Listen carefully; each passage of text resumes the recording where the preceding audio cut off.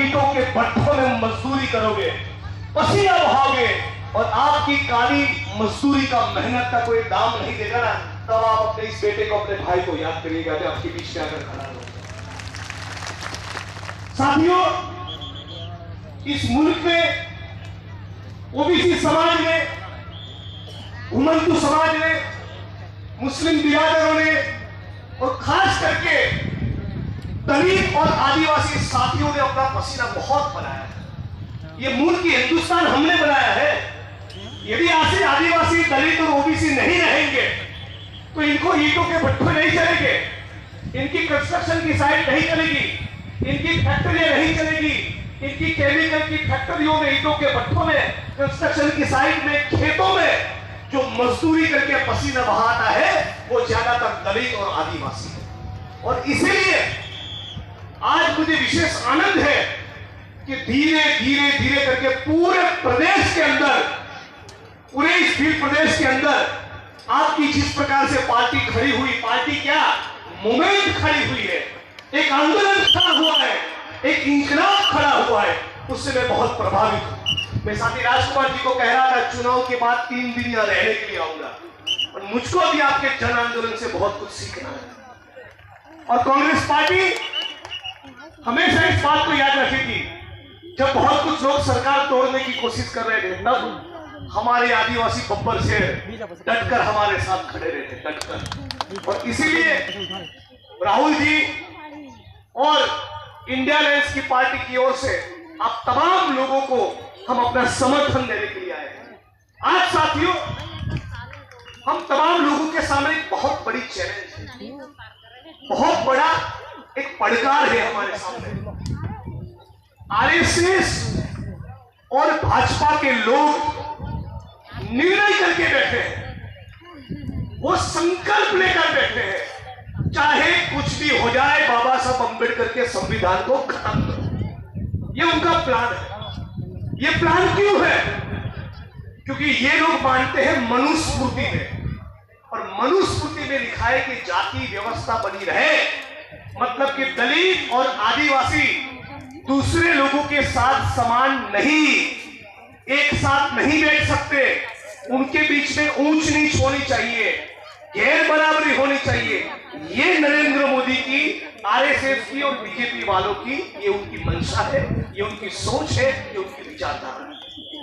तो हम तमाम लोगों का कर्तव्य ये बनता है, चाहे घुमंतु समाज के लोग हो, चाहे मुसलमान हो, चाहे दलित हो, चाहे ओबीसी हो, चाहे आदिवासी हो, तमाम किसान मजदूरों के साथ मिलकर इस चुनाव में इस बात का संकल्प करना है, इस धरती पर से एक भी आदिवासी दलित का वोट भाजपा को मिलना चाहिए नहीं, किसी कीमत पर नहीं।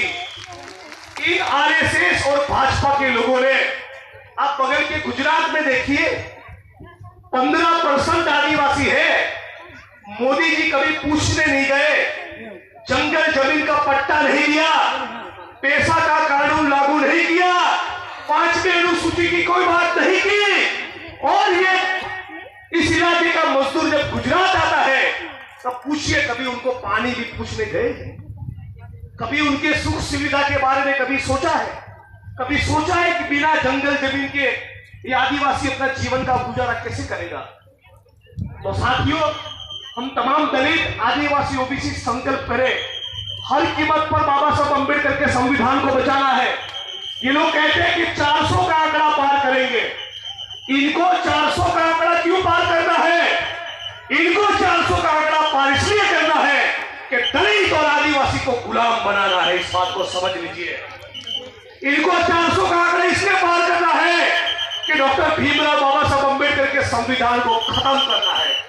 ये आरएसएस और भाजपा के लोग बाबा साहब अंबेडकर और बिरसा मुंडा से नफरत करते हैं। इस बात को समझ लीजिए। आवाज आ रही पीछे तक?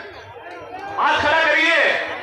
ये आरएसएस और भाजपा के लोग डॉक्टर बाबा साहब अंबेडकर और बिरसा मुंडा से नफरत करते हैं। तो हम लोगों को भी संकल्प करना है, जो बाबा साहब में नहीं मानते, जो बिरसा मुंडा में नहीं मानते, जो हम लोग आदिवासी के बजाय वनवासी बनाने की कोशिश करते हैं, उस आरएसएस और भाजपा का सुपड़ा साफ करके रहेंगे। इस बात का हमको संकल्प करना है। और मेरी बहनों और माताओं को कहना चाहूंगा, मेरी तमाम बहनों और माताओं को मैं प्रणाम करता हूं, आपको मैं वंदन करता हूं। मैं गुजरात से चलकर आपको एक बात कहने के लिए आया हूं। राजकुमार साहब जैसे बेटे जो आपके लड़ाई लड़ते हैं, आपके हक की अधिकार की बात करते हैं, इस आंदोलन को और तेज करिए, इस लड़ाई को और ठोस करिए, इस लड़ाई को और मजबूत करिए। और आपकी बेटी और बेटे को कहिए यदि जेब में पैसा नहीं, तब भी राजकुमार जी की और भारतीय आदिवासी पार्टी की रैली में जाना है। पैसा के कानून को लागू करवाना है, जंगल जमीन के कानून को लागू करवाना है, और 5वीं अनुसूची को हर कीमत पर साकार करके देखना है। इस बात का एक एक आदिवासी को संकल्प करना है। साथियों, राहुल गांधी जी ने जाति जनगणना का मुद्दा उठाया। क्या है मुद्दा? भाई इस देश में कितना आदिवासी है उसका आंकड़ा है, इस देश में कितना दलित है वो भी पता है, लेकिन ओबीसी की जनसंख्या क्या है वो किसी को पता नहीं है। 43% है, 48% है, 50% है, 52% है या 55% है। ये आंकड़ा पता चले तो मोदी जी को तकलीफ क्या है? होनी नहीं चाहिए ना।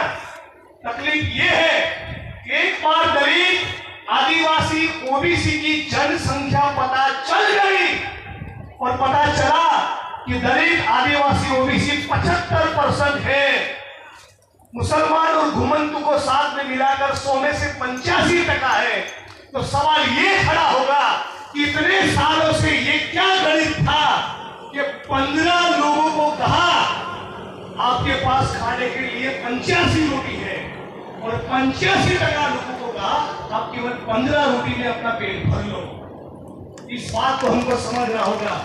इस देश की जमीन, इस देश का खरीद, इस देश के ठेके, टेंडर, कॉन्ट्रैक्ट, माइनिंग की लीज, न्यायतंत्र, मीडिया, सभी जगह पर दलित आदिवासी ओबीसी होना चाहिए, होना चाहिए, होना चाहिए। इस कारण के चलते राहुल जी जाति जनगणना की बात करते हैं। आज परिस्थिति क्या है? बांसवाड़ा और डूंगरपुर के आप साथियों को एक दिन का 500 रुपया कमाने के लिए गुजरात आना पड़ता है, आना पड़ता है ना। आप अहमदाबाद जाते हो, सूरत जाते हो, बड़ौदा जाते हो, राजकोट जाते हो, और कई सालों के दौरान 500-600 रुपये के लिए कंस्ट्रक्शन की साइट पर चढ़कर हमारा आदिवासी भाई, हमारा बेटा मर जाता है। इसी एक जगह पर कभी आपने नरेंद्र मोदी को देखा? गुजरात को चमकाने जाते हो, किसी का महल बनाने जाते हो, किसी की सड़क बनाने जाते हो, फ्लाईओवर बनाने जाते हो, लेकिन आपके पसीने की, आपकी मेहनत की इस नरेंद्र मोदी, आरएसएस और भाजपा को कोई कीमत नहीं। इनका बस चलेगा तो ये शब्द मेरा याद रखिएगा, सारे लोग सुन रहे हैं ना। यदि मोदी, आरएसएस और भाजपा का बस चला, ये आपका जंगल जमीन और पैसा का कानून खत्म करेंगे। ये लिख के रखो, ये मैं पूरी जिम्मेवारी के साथ कहता हूं। जो लोग बाबा साहब अम्बेडकर के संविधान में ही नहीं मानते, जो बाबा साहब के संविधान को ही खत्म करना चाहते हैं, उनके लिए एक कानून को खत्म करना कोई छोटी बात नहीं। तो बात केवल राजकुमार जी को चुनाव जिताने की नहीं। राजकुमार जी तो चुनाव जीत चुके हैं, लेकिन उनके साथ साथ हमारी जमीन पर ये जो पकड़ बनी है ना, उस पकड़ को मत छोड़िए। और दलितों से, मुसलमानों से, ओबीसी समाज से, घुमंतु समाज से, कहीं कोई भी जाति और धर्म का किसान हो, कोई भी जाति और धर्म का मजदूर हो, उन सबके साथ मिलकर एक ऐसी ताकत खड़ी करिए कि पिछले 3000, 5000 साल से हमारी जो गुलामी है, उस पूरी गुलामी का एक एक पाई का हिसाब करना है। तो साथियों, और भी वक्त है, ज्यादा समय नहीं लूंगा।